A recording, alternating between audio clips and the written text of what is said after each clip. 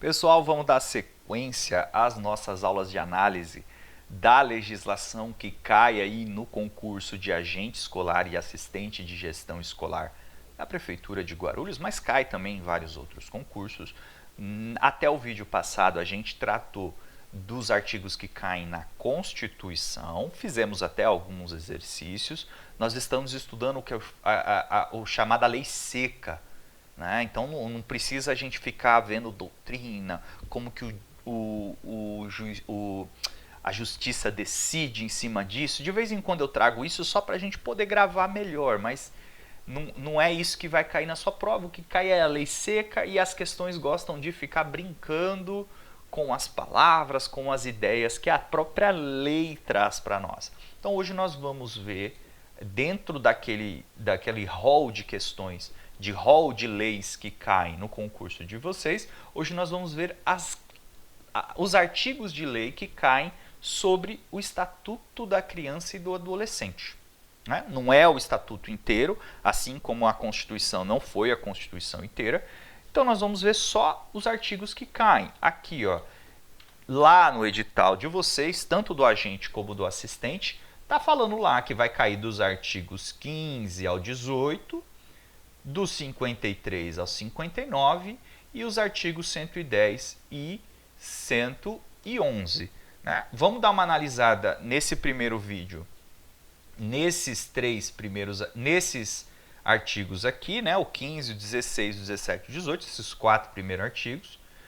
No outro vídeo, a gente analisa os demais. Bom, o primeiro artigo, o artigo 15, ele traz a seguinte redação. Vamos ler inteiro e depois a gente analisa.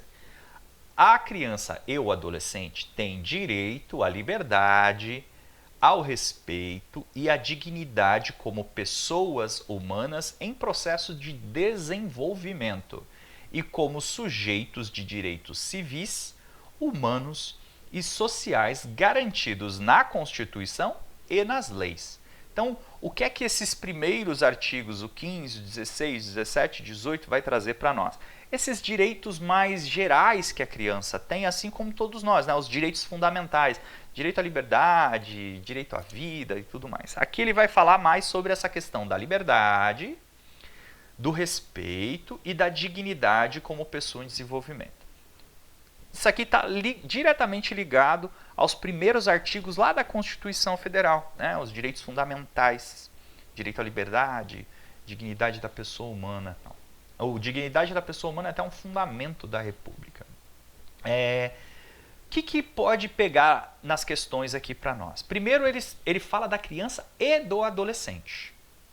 Criança e adolescente. A questão pode falar assim, apenas o adolescente tem direito à liberdade. Não, é a criança e o adolescente. A criança também tem direito à liberdade.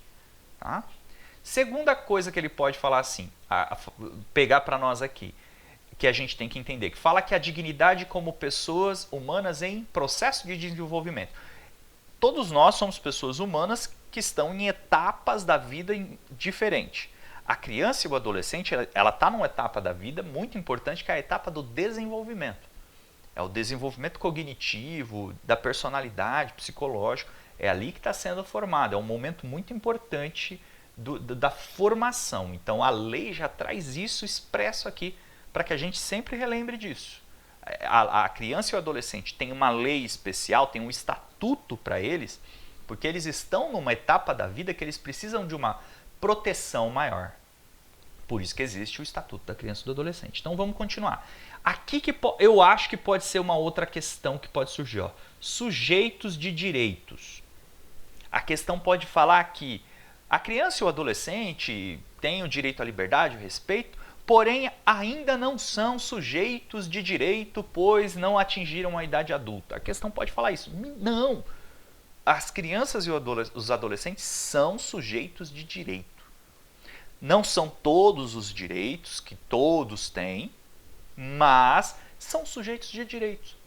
Desde o nascimento, o Código Civil já traz que desde o nascimento, com vida, forma-se a personalidade e torna-se um sujeito de direito. Porém, a lei já protege desde a concepção, desde o momento que a criança está ali Na barriga da mãe já tem alguns direitos garantidos. Não é ainda um sujeito de direito, o nascituro, a gente chama de nascituro, ainda não é um sujeito de direitos, mas ele tem alguns direitos garantidos. Agora, depois que nasceu com vida, já é sujeito de direitos.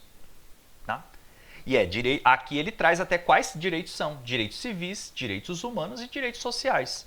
Né? Direitos civis de participar da vida pública, direitos humanos de ter sua dignidade humana preservada e direitos sociais de participar da vida social, educação, saúde, transporte, todos aqueles direitos sociais que a gente tem. Claro, nem todos, né? Por exemplo, o direito ao trabalho. O direito ao trabalho, quando se fala de criança, a gente sabe que ela não pode exercer, criança não pode trabalhar. Tudo bem? A lei proíbe o trabalho da criança. Do adolescente já tem uma relativização aqui, mas da criança, não. Tá bom? Então, tá vendo? É um sujeito de direitos, mas todos os direitos, não. Então, a questão pode tentar brincar com você aqui com essa questão de ser um sujeito de direito ou não. Criança e adolescente são sujeitos de direito. Grava isso que você não vai errar a questão nesse sentido. O 16, agora o 16, o 17 e o 18 vem falar sobre esses direitos.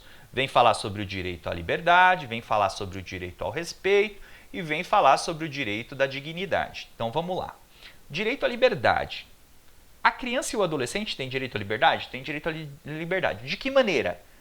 Quais são os aspectos da liberdade quando a gente está falando de uma criança e de um adolescente? Eles têm liberdade de ir, vir, estar nos logradouros públicos, estar nos espaços comunitários. De maneira assim absoluta? Não. A única ressalva é para aqueles espaços em que a lei não permite, né? O ingresso de uma criança, o ingresso de um adolescente, por causa de alguma questão própria do próprio espaço, do próprio ambiente ali, que não é um ambiente...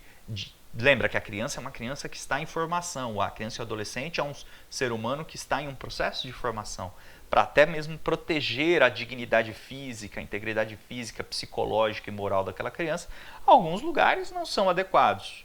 Então, não é que ela pode ir e vir do jeito que quiser, a hora que quiser. Não, ela pode, tem direito, mas tem umas ressalvas legais aqui.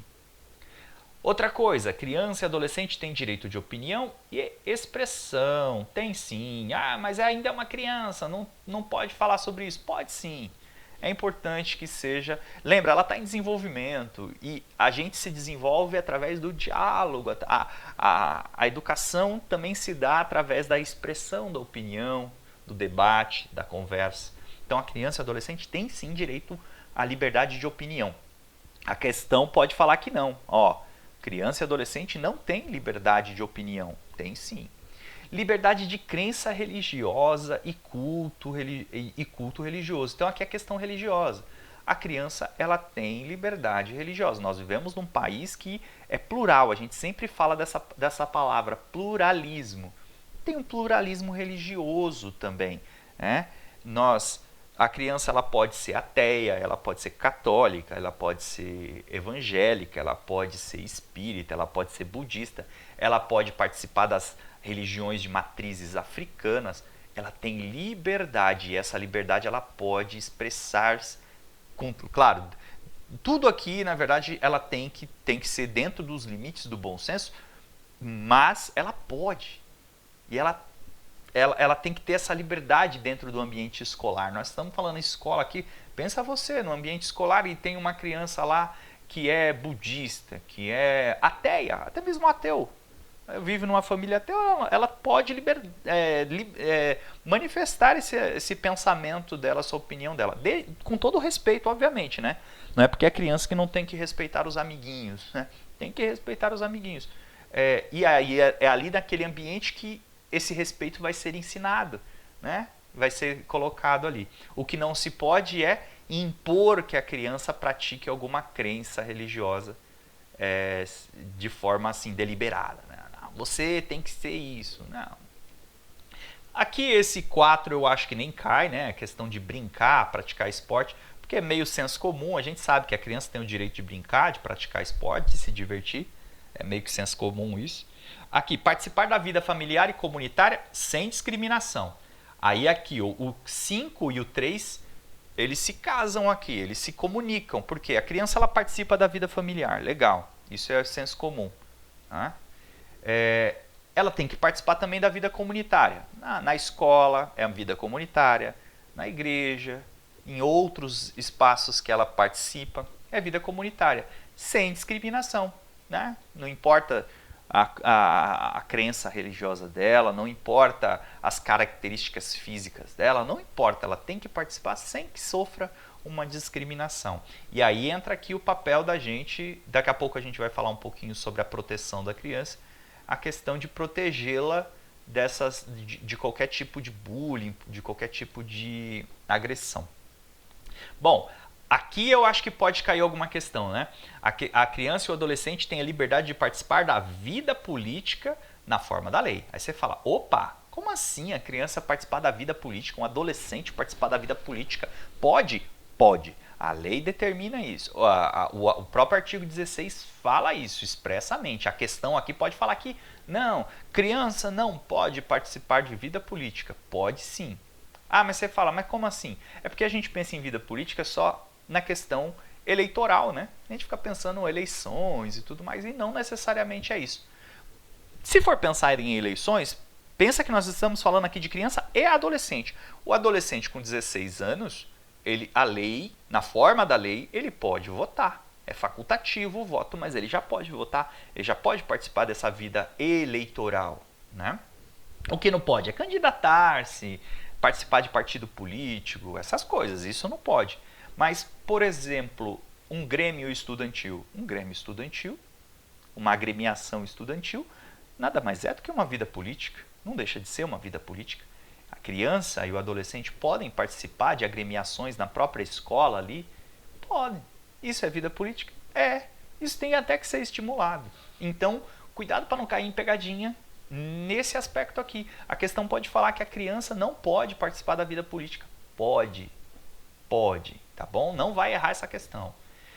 E o direito de buscar refúgio, auxílio e orientação. Aqui eu acredito que não tenha muito problema.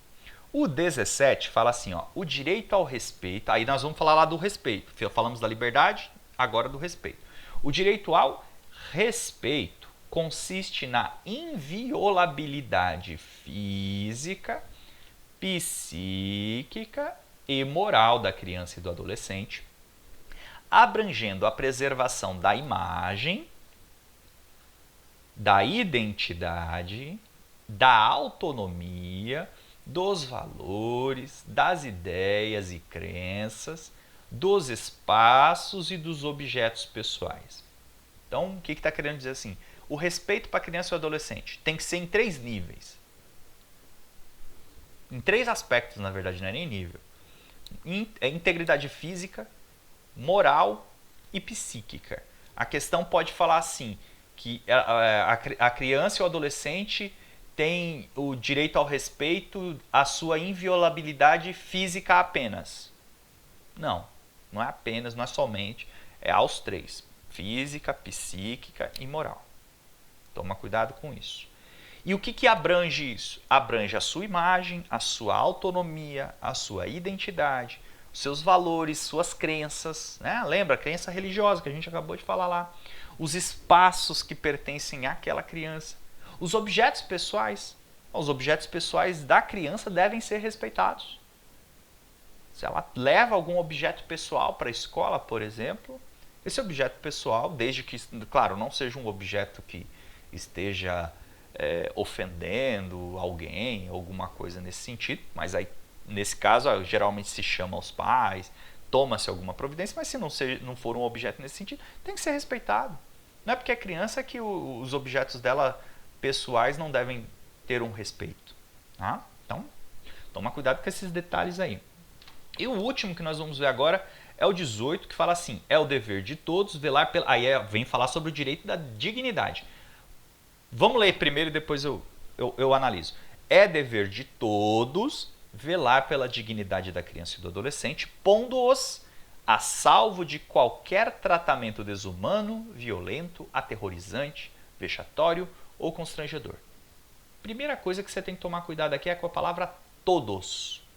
A questão, ela pode falar que é dever dos pais velar pela dignidade. Aí você fala, é verdade, os pais eles têm que velar mesmo pela dignidade. Sim, mas não é só os pais, são todos. É dever do professor. Não, não é só o professor. O agente escolar também, o assistente também, o diretor também.